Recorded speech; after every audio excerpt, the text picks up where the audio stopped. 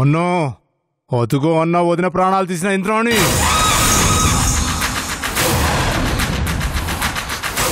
చంపే అన్న దాన్ని.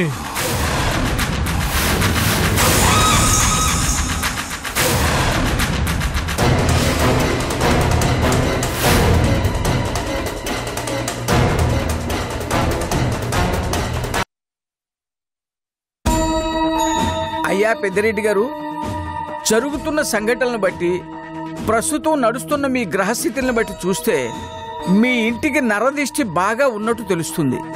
అందుకే ఇన్ని అవంతరాలు వస్తున్నాయి. ఆ నరదిష్టి పోనీకి ఏదైనా పరిష్కారం ఉంటే చెప్పండి.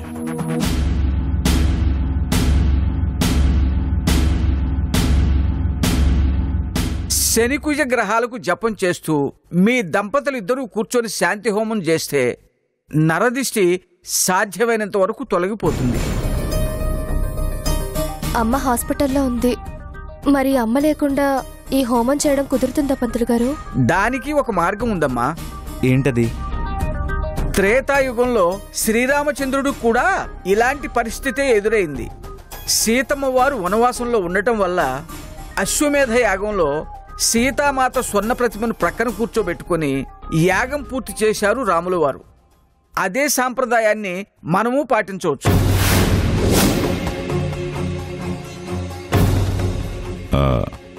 అదెలా పంతులు గారు? భర్తలు ఊళ్ళో లేనప్పుడు భార్యలు భర్తకు సంబంధించిన పంచెలు పక్కన పెట్టుకుని వ్రతాలు నోములు చేస్తారు. అది అనాదిగా వస్తున్న ఆచారం. అదేవిధంగా మీరు మీ భార్య చీరను పక్కన పెట్టుకుని ఈ శాంతి హోమం చేయొచ్చు. ఎటువంటి దోషము ఉండదు.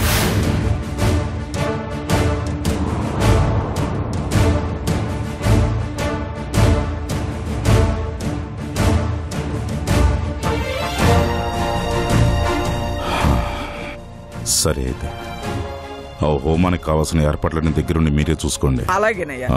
సూర్య,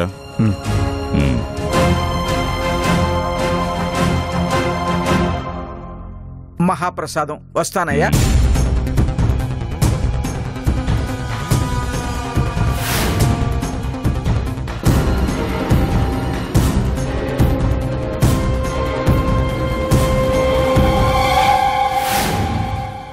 అంటే నా దిష్టి పడకుండా ఉండడం కోసం జపహోమాలు చేయిస్తున్నాడన్నమాట. అక్షయ్, ఆ పెద్దిరెడ్డికి మనుషుల సాయమే కాదు, చివరికి దేవుడి సాయం కూడా అందడానికి వీల్లేదు. ఆ హోమ ఫలం దక్కకుండా మనం దాన్ని విఫలం చెయ్యాలి. అది మన వల్ల అవుతుందా? మనసుంటే మార్గాలు అనేకం. అక్షయ్, ఆ హోమం చేయిస్తోంది ఎవరు? నంద్యాల పంతులు గారు. ఆయన శిష్యుడు శాస్త్రి అని ఒకడు ఉండాలి. ఉంటే అతనితో మన ప్లాన్ వర్కౌట్ చేయొచ్చు. పంతులు గారికి నమ్మిన బంట ఆ శాస్త్రి. మనం చెప్పింది చేస్తాడా?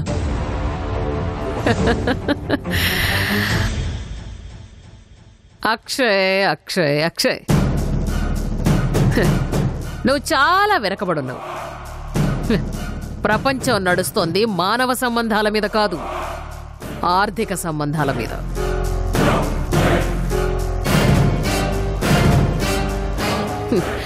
డబ్బుతో ఏదైనా చెయ్యొచ్చు అనుకునేవాడు డబ్బు కోసం ఏమైనా చేస్తాడు. మనిషికి లొంగని జబ్బుంది, కానీ డబ్బుకి లొంగని మనిషి ఈ భూమి మీదే లేడు.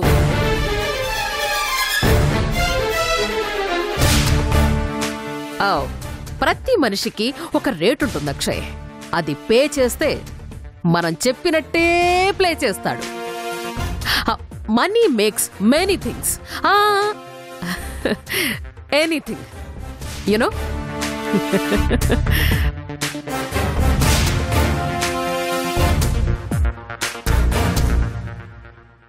శాస్త్రి గారు. నమస్కారం మేడం. నమస్కారం. మీతో కాస్త పని పడింది, ఒకసారి ఇంటికి రాగలరా? మీరు పిలవడము నేను రాకపోవడమునా? ఇప్పుడే వస్తాను మేడం.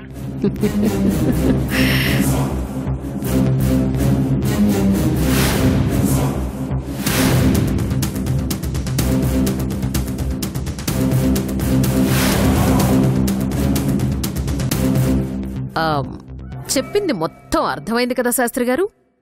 ఆ హోమఫలం పెద్దిరెడ్డికి దక్కకూడదు. అందుకు మనం ఏం చేయాలి? అదే ఆలోచిస్తున్నానమ్మా.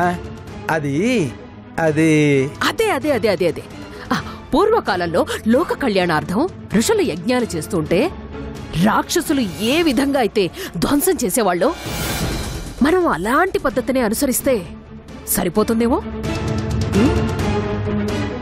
అవును మేడం. భార్య లేదంటున్నారు కాబట్టి ఆ భార్య తాలూకు చీరను పీటల మీద పెడతారు. ఆ చీరను మార్చేస్తే ఆ హోమఫలం వాళ్ళకి చెందదు.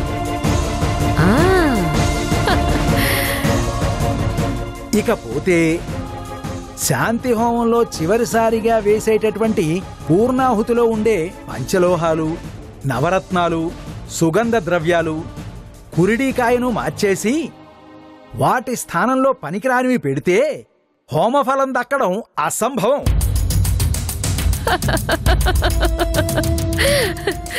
గుడ్. అయితే చీర సంగతి అక్షయ్ చూసుకుంటాడు. పూర్ణాహుతిని మార్చే బాధ్యత మీరు తీసుకుంటారా?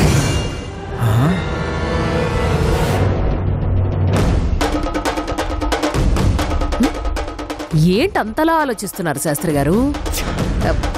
అయ్యో పాపం మేడం, పైగా వృత్తి ద్రోహం కూడా.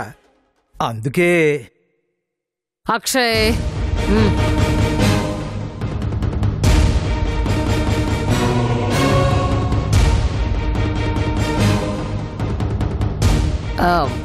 ఇప్పుడే ఉంటారు శాస్త్రి గారు. పాపందేముందిలేండి, జపం చేసుకుంటే పోతుంది. ఇక వృత్తి ద్రోహం అంటారా? అసలు తప్పు చేయని వాళ్ళు ఎవరండి ఈ లోకంలో? Very good. కానీ శాస్త్రి గారు అక్కడ కాస్త జాగ్రత్తగా ఉండాలి. సూర్య అనేవాడు ఒకడు ఉంటాడు. వాడి కళ్ళు డేగ కళ్ళు, పసిగట్టేస్తాడు. మేడం, మీరేమీ ఆందోళన చెందకండి. ఈ శాస్త్రికి అప్పచెప్పారు కదా, ఆ పెద్దిరెడ్డికి తగిన శాస్త్రి చేశాకే మీ కంటికి కనబడతా. వస్తాను మేడం.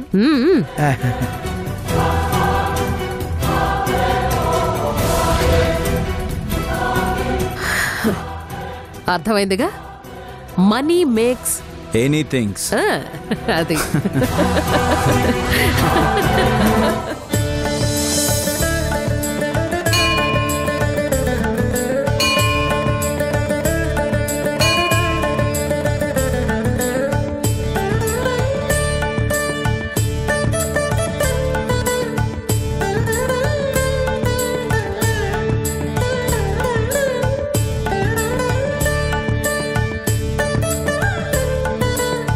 దాత ప్రోత్సాహ శ్రీమాన్ గోత్రోద్భవశ. అమ్మా గోత్రం చెప్పండి అమ్మా. పైడిపాల గోత్రోద్భవశ. భవాని నామధేశ. సంజయ్ నామధేశ. శతమానం భవతి శతాయు పురుష శతేంద్రియాయుష్యేంద్రియే ప్రతిష్టతే. దాత ప్రోత్సాహ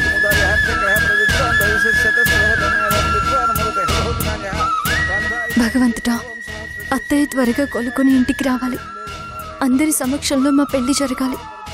ఏ ఇబ్బంది లేకుండా మా రెండు కుటుంబాలు సుఖ సంతోషాలతో ఉండేలా దీవించు స్వామి.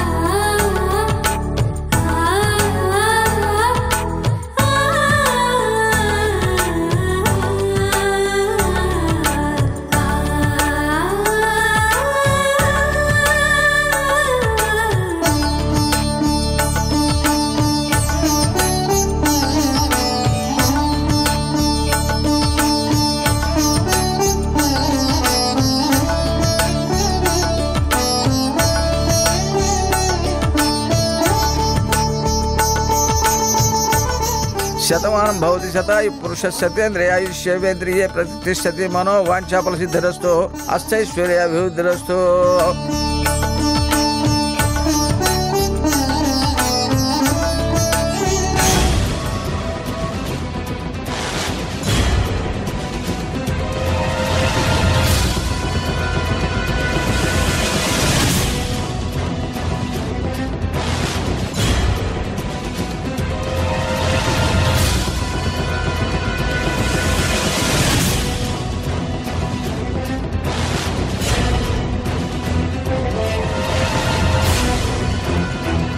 తనే సిరి.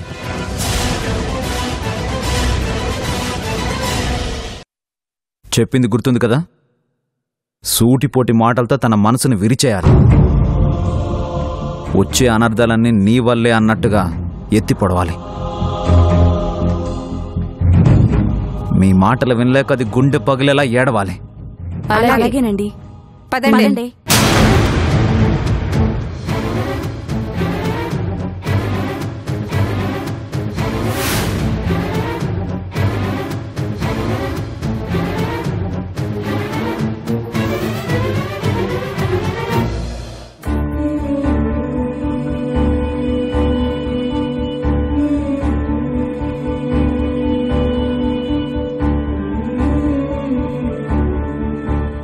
ఏంటే డల్గా ఉన్నావు?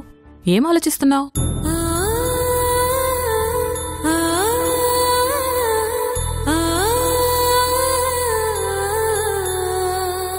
మా పెళ్ళి అనుకున్న దగ్గర నుంచి ఏవో ఒక ప్రాబ్లమ్స్ వస్తూనే ఉన్నాయి.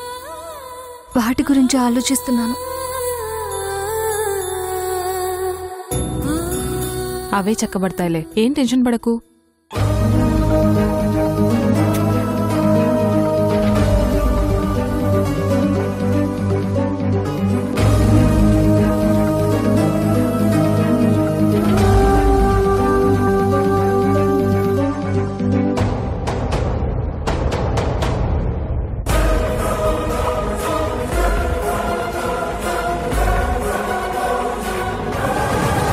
మన పెద్దిరెడ్డి గారికి కాబోయే కోళ్ళు ఈ అమ్మాయి అనుకుంటాను.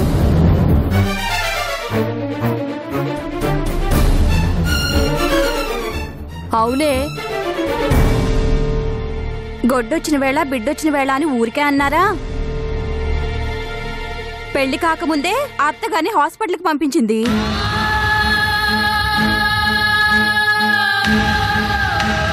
పెళ్ళయ్యాక ఈ అమ్మగారు ఆ ఇంట్లో కాలు పెడితే ఇంకెవరిని పైకి పంపిస్తుందో.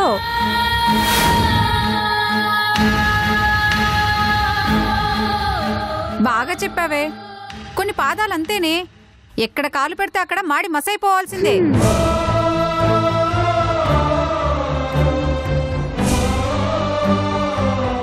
ఆ మహాతల్లిని సంజయ్కిచ్చి పెళ్లి చేద్దామనుకున్నప్పటి నుంచి పెద్దిరెడ్డి కుటుంబానికి అన్నీ కష్టాలే.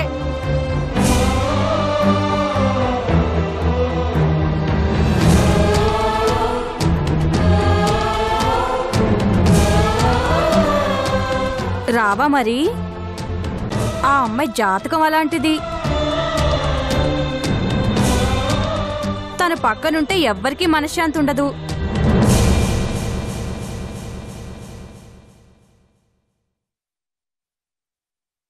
అప్పుడే ఏం చూసావు? ఇంకా పెళ్ళుంది కదా, ఈ లోపల ఇంకా ఎన్ని అఘాయిత్యాలు జరుగుతాయో చూద్దాం.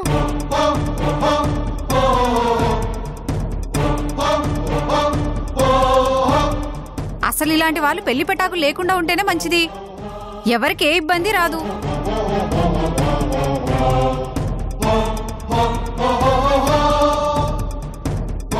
ఎందుకుంటారు? ఆ పెద్దిరెడ్డి కుటుంబంలో ఆనందాన్ని ఆవిరి చేయడానికే ఈ అమ్మాయిని దేవుడు పుట్టించినట్టున్నాడు. అది పూర్తి చేయాలి కదా.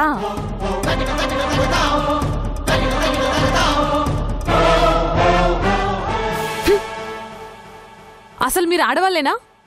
పవిత్రమైన దేవాలయానికి వచ్చి ఏం మాట్లాడుతున్నారు? ఉన్న మాట అంటే ఉలికి ఎక్కువేలే అమ్మా. రావే. మనకెందుకే, ఎవరెలా పోతే మనకెందుకు? వెళ్ళండి. పదండి.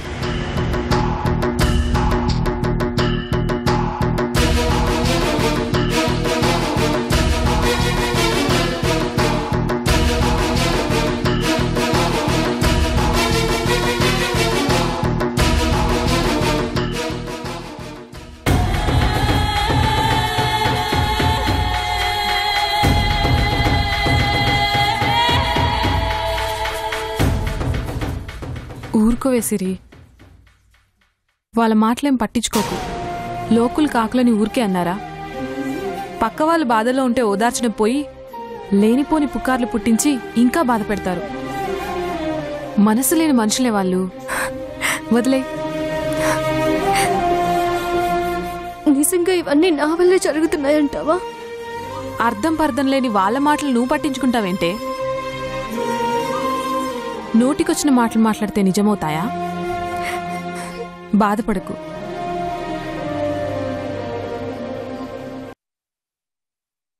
ఏడిచేవాళ్ళని ఈ లోకం ఇంకా ఏడిపిస్తుందమ్మా.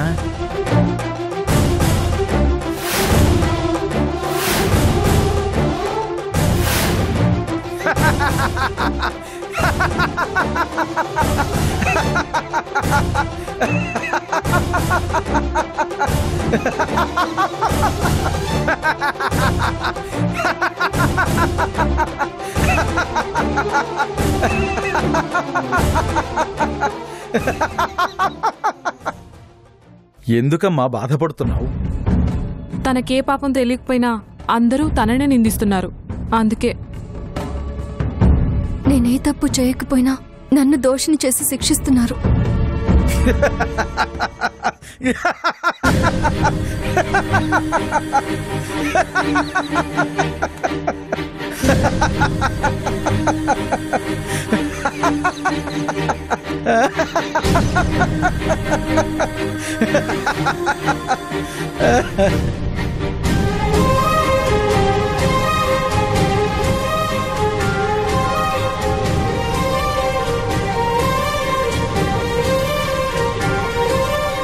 అది శిక్ష కాదు తల్లి, ఆ దేవుడు నీకు పెడుతున్న పరీక్ష. అందర్నీ కాపాడే ఆ నాథుడు భగవంతుడే.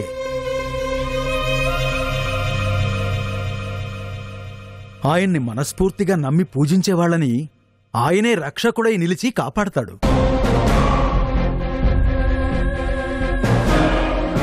మనసులో ఉన్న కోరిక తీరాలంటే నీవు పసుబట్టలతో ఆ స్వామికి అంగప్రదక్షిణ చెయ్యి.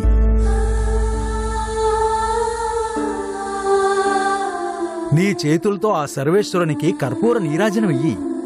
అప్పుడే ఆ భోళాశంకరుడు నీ చేతిలో కర్పూరం కరిగినట్టే నీ భక్తికి ఆయన హృదయం కరిగి కరుణించి కటాక్షిస్తాడు.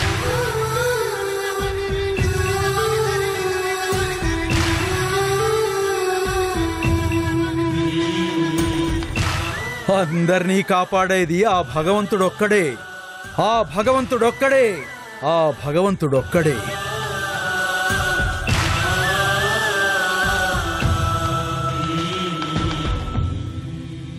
ఎక్కడికే? అంగప్రదక్షిణ చేయడానికి.